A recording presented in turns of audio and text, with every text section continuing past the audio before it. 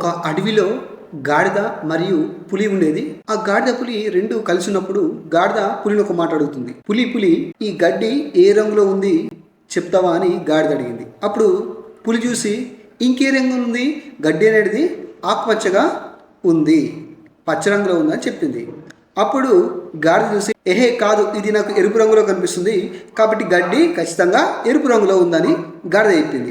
అప్పుడు పులి ఏమంటుంది, కాదు కాదు ఇది పచ్చ రంగులో ఉందని పులి అంటుంది. అప్పుడు పులేమో పచ్చ రంగు అంటుంది, గాడిదనేమో ఎరుపు రంగు అని ఉంటుంది. ఈ రెండింటికి మధ్యలో వాదన జరిగింది. అప్పుడు గాడిద మాత్రం ఎట్టి పరిస్థితిలో కాదు కాదు ఈ గడ్డి అనేది ఎరుపు రంగులోనే ఉంది అంటుంది. పులి మాత్రము ఇది పచ్చ రంగులో ఉన్నదని అంటుంది. అప్పుడు పులికి ఒక ఆలోచన వచ్చింది. ఈ అడవికి రాజైన సింహం దగ్గరికి వెళ్దాం, వెళ్ళి అసలు ఈ గడ్డి ఏ రంగులో ఉందో తెలుసుకుందాం.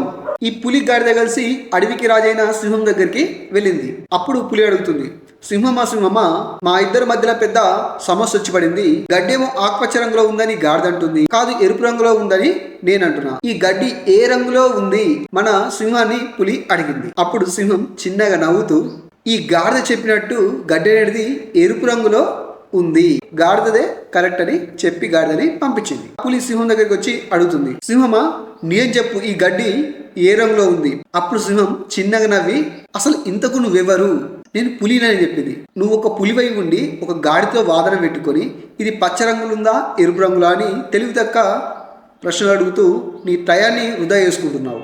కాబట్టి పులిలాగా ఉండాలా, గాడిదలాగా ఉండాలా. ఈ కథను బట్టి మనకు అర్థమైంది ఏంటిదంటే, ఎప్పుడు కూడా మనకన్నా తెలివి తక్కువ వాళ్ళతో మూర్ఖులతో వాదించి మనకి గెలవాలనుకోవడం మన మూర్ఖత్వం, మన తప్పు. మన స్థాయి ఏంటిదో స్థాయిని పట్టుకొని ఉన్నది బెటర్. మూర్ఖులతో వాదించుకొని మన సమయాన్ని వృధా చేసుకోరాదు.